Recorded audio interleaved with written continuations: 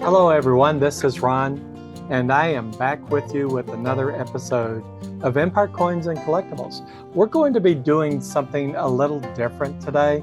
We're going to be talking about a tale of two countries, silver and inflation. And of course, this kind of throws back to perhaps an episode I did earlier, but I thought maybe showing some of the numbers and the coins and the bills might kind of seat the problem that was occurring back in the early 20s. I'm not talking about 2020s, I'm talking about the 1920s. But before we go there, if you could, please like, share, and subscribe. That would help us immensely with our channel, of course, and help us grow it, and perhaps we can meet and help others on their journey in coin collecting. Okay, so what's the backstory? Well, the backstory was that Germany coming out of World War I was in a bad way. Prior to the start or advent of World War I, the German mark in 1914 had about 0.1606 ounces of silver in it. And of course, about that time, we were still circulating coins that had silver in it, like the Morgan dollars. So just kind of give you some stats on that. I've kind of written up some notes here. In 1914, the exchange rate between the dollar and the mark was, there was 4.23 marks per dollar. So it was worth something a little less than a quarter. As far as the ounces of silver, of course, the dollar being equated with something like the Morgan dollar was about 0.77 ounces of silver. And again, the mark I said was about 0.1606 ounces of silver.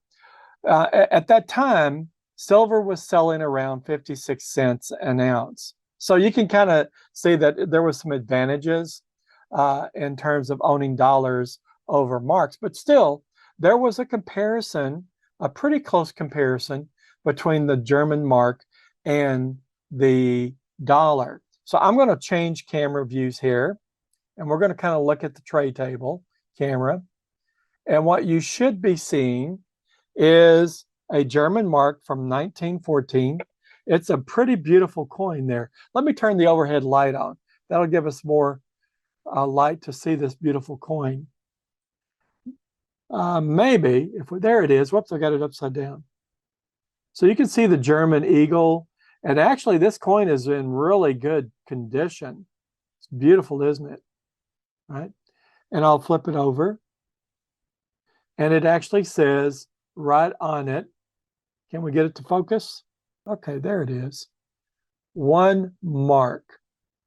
So that had 0.1606 ounces of silver in it. So there was intrinsic value in that German mark based on the amount of silver that it had. Just like there was intrinsic value. Now, this is not a 1914. There was no 1914 Morgan dollar, but these were still around. This is the 1904 New Orleans minted silver dollar. And it has about 0.7734 ounces of silver in it.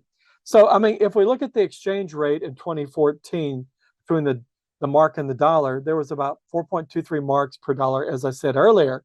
But if we just look at the silver content of the Morgan dollar versus the German mark of 14, there was about 4.8159 or we'll say 4.82 German marks of silver in a Morgan dollar.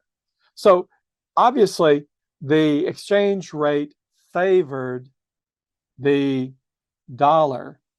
And that was because, of course, the American economy was spinning up and it was becoming literally the manufacturing base for the world, especially after Europe had been pretty much devastated with World War I. Now, I'm going to fast forward and I'm going to go back to the main camera and I'm going to show you something that's from 1923. I'll leave that light on. It might glare on you a bit, but let's just kind of look at this. I'm going to show you some German notes, and we have a 50,000 mark from November 22, 1922. We have a 10 million mark from, I think it's July 1923. That's a 10 million mark note. And then we have a 20 million mark note. So these are the mark notes, right? In 1922, July 23, and September 1923. Now, this is not very telling unless you know something about the exchange rate of the US dollar. Now, in 23, we had the peace dollars, which had 0.77 ounces of silver in it. But what was the exchange rate of the German mark to the US dollar? Anybody got a good guess of that? Well, remember in 14, the exchange rate officially was 4.23 marks per dollar. But when we got to 1923, the exchange rate was 11,400,000 marks per dollar. They were absolutely valueless. They had no silver content. It was all paper like this, worth nothing. And by that time, if you wanted to buy your lunch, you'd probably have to have a wheelbarrow of German mark notes to pay for it. And not only that, the waiters and waitresses at the restaurant by the hour and on the hour would call out the new price of the meal. Why?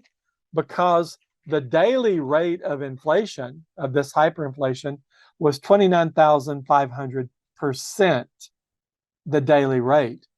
So now what does all that mean? Well, Germany began to try and make up for deficiencies in their economy and the debts they owed to the rest of the world by printing money. And what happened to the paper marks? They became valueless. Hyperinflation took over, and people began to have to pay more and more marks for the basic needs of living. And this idea of having silver in the mark just kind of flew by the wayside.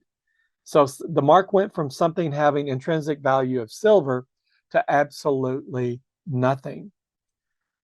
Now, you hear a lot of rhetoric on YouTube about people saying, well, the dollar, the paper dollar, is really worthless, and it's only silver that really has the value. And silver maintains its value over time, whereas any fiat currency, a fiat currency is currency that's not based on any intrinsic value based on gold or silver. It's based on just the trust and faith people have in the issuing government of that currency. So the faith in that government is what gives it value, and the fact that you can always exchange it for something of value. But when the faith and trust of the people is eroded in the issuing government of that currency, then we begin to experience hyperinflation. And that also occurs as we begin to see paper being printed more and more to pay the bills. Now, I can remember when we were a little frantic about having a $400 billion deficit on an annual basis. And running a deficit annually, what that means is you're spending that much more than you're taking in. So how are you funding it? You're funding it either with issuing debt and getting loans from other people through bonds, or you're simply printing money to pay the bills. Currently, the government has done both. It is selling bonds to make up the difference, borrowing money, and printing money to help pay the bills. And eventually, there's going to be a sea of currency, US dollars, with no place for it to go. And when that happens, the dollar is going to decline in value. So where's the value going to be? Well, it's going to be in commodities. It's going to be in commodities, whether you're talking about gold and silver, whether you're talking about pocket knives and other things. I mean, it depends on what you're looking for. Sugar, whatever, the value is going to be in commodities because the paper is going to be pretty much worthless. Why is that? Because presently we have in excess, and we're contemplating passing a budget of over $30 trillion. And we have over $30 trillion in debt. That's pretty phenomenal. Now, that's the annual debt. The total debt is larger than that. So I would just say this to those that are looking at just depending on the dollar, maybe you should diversify just a bit and spread your risk around. You might want to, yes, keep it in some financial instruments like mutual funds, stocks, and perhaps some bonds, but maybe you cast your eye over toward the precious metals. Now, here's the downside about precious metals.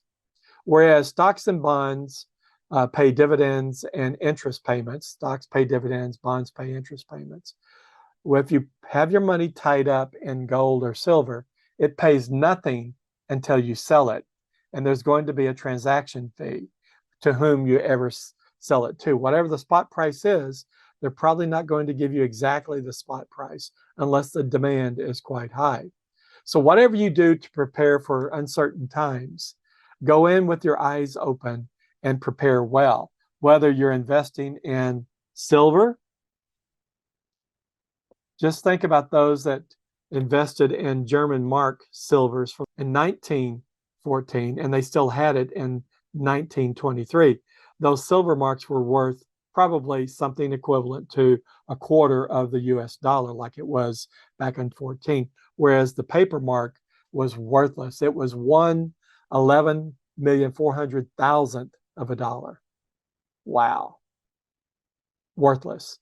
As a matter of fact, it was so worthless that any person wanting to buy their baby daughter a doll to play with, they would just cut it out of German marks and make a baby doll out of German marks because it was cheaper to do that than try to buy one. That's not a country I want to live in. I don't know about you. So think about what you need to do to protect your future and do what's right for you and your family. And with that, my friends, take care, be well, and be careful out there. All the best.